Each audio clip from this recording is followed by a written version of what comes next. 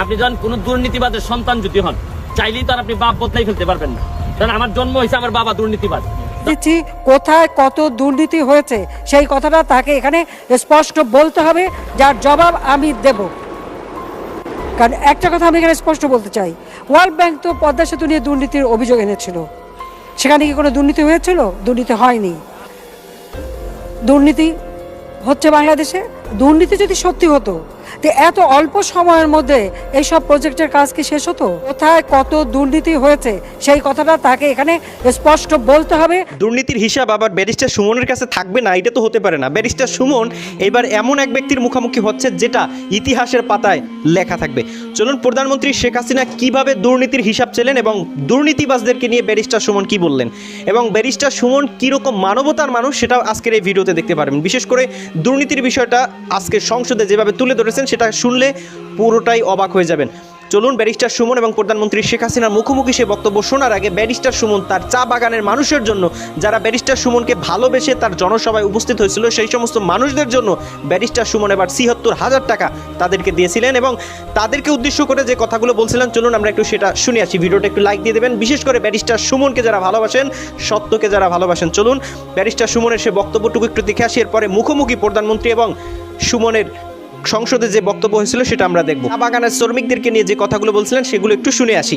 এইখানে ৭৬,৫০০ টাকা, দাঁড়ান শোনেন, ৭৬,৫০০ টাকা আমি এখনই দিয়ে যাচ্ছি।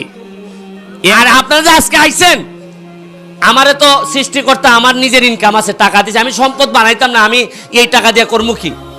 আমি যদি জায়গা কিনতাম, আমি যদি বাড়ি কিনতাম, ঘর কিনতাম, তাইলে না হয় আমার টাকা লাগতো। আমি তো আমার বউ বাচ্চারও টাকা দেই না। আমি বলছি আমার এলাকার মানুষ আমার টাকা পাবে, তোমরা না, তুমি তোমার বাপের কাছ থেকে নাও। আমার শ্বশুর বাড়ি এরা টাকাওয়ালা আছে, কই তুমি তোমার বাপের কাছ থেকে টাকা নাও। কিন্তু আমি যাদের এমপি হয়েছি, যারা ভাত পায় না, যারা কাপড় পায় না, আমি এরার বাপ। আমি মনে করি যে আমার প্রতিটা চা বাগানের বাচ্চা এটা আমি এরার বাপ, আমি এরার গার্জিয়ান। এরা না খাইয়ে থাকলে এটার দায়িত্ব আমার নিতে হবে। ভোট আপনাদের কাছ থেকে নিছি আমানত। এই আমানত আমি কোনোদিন, যতদিন ক্ষমতায় আছি, খেয়ানত করতে দিতাম না। আগামী 5 বছর পরে যদি জায়গা জামুগা, কিন্তু মুখ দেখাইতে যেন আপনাদের সামনে পারি।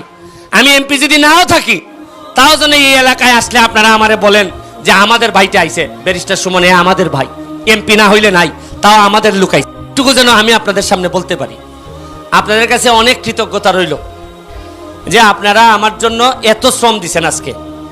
আজকে আপনারা কতজন আজকে আপনারা কাজে যান নাই আমারে বলেন তো, কতজন বাগান কাজে যান? হ্যাঁ, 474 জন। কত করে পাও তোমরা?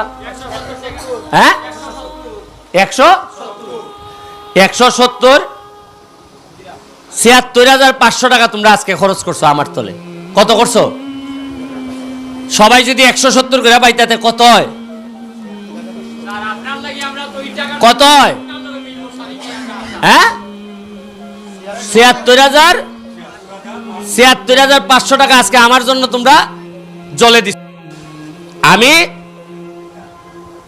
এই যাওয়ার সময় এই ৭৬,৫০০ টাকা দিয়ে যাচ্ছি, ঘরে এই টাকাটা নিয়ে তোমরা যাইবা, কারণ এটা তোমাদের হকের টাকা। আমি আমার ব্যারিস্টার ইনকাম থেকে এই টাকা দিয়ে যাইতেছি, তোমাদের কোনো খরচ হবে না।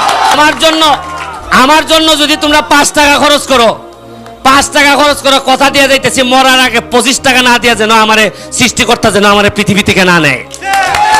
আমি এই টাকা দিয়ে যাইতেছি কত, 450 লোক, 170 টাকা করে ৭৬,০০০ টাকা আমি দিয়ে যাইতেছি।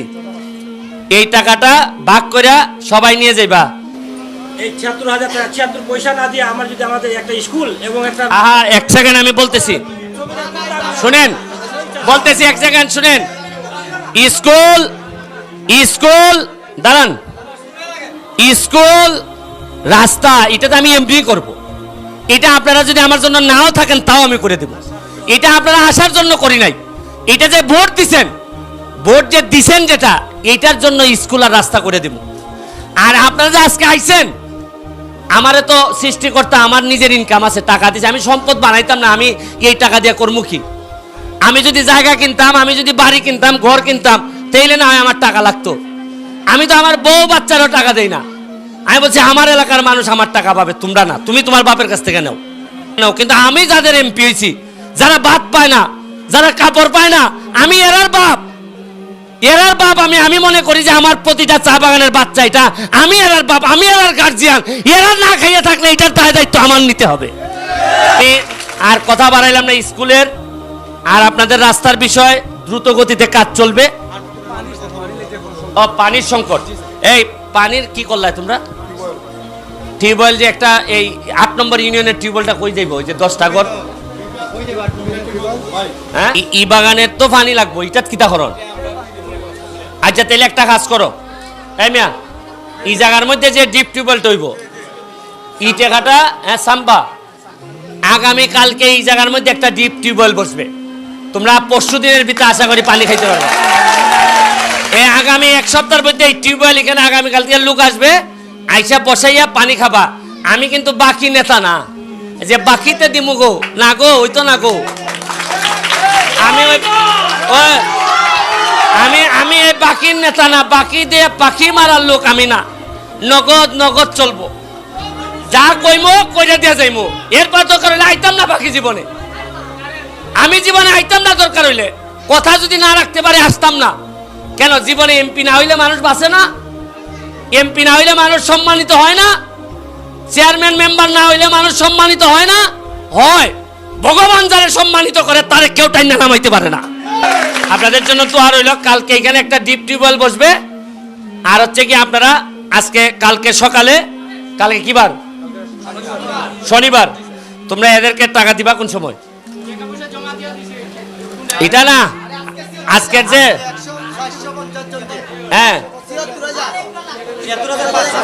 রুহেল কত আছে কেন? এটা দিব না, মেটতো না, সাজুজ না তো সব দিলাই তো। আচ্ছা শুনেন, এই যে আমি বলি আমার কথাটা শুনেন। আমাদের এই সবুজ, এখানে পঞ্চায়েত আছে না? এই রাজকুমার, কথা বলি, পঞ্চায়েতের কাছে, পঞ্চায়েত সহ এখানে আমাদের এই রাজু, এই সবুজ, এখানে আমার মেম্বার কই? মেম্বার আছে। আপনারা 450 জনের 170 টাকায় 76,000 টাকা, 76,500 টাকা মাননীয় এমপি মহোদয় দিয়ে দিতেছেন। এবং সুষম বন্টন, এই 450 জনের টাকা পাওয়াটা নিশ্চিত করব আমরা। এখানে যারা লোকাল, আপনাদের যারা বাগানের নেতৃবৃন্দ, মেম্বার, পঞ্চায়েত, এটা কিন্তু হাতিমারা সহ, ঠিক আছে? আপনারা পাইবেন। মেম্বার আর সবুজ, কেটা কই, পঞ্চায়েত কই? এইখানে 76,500 টাকা।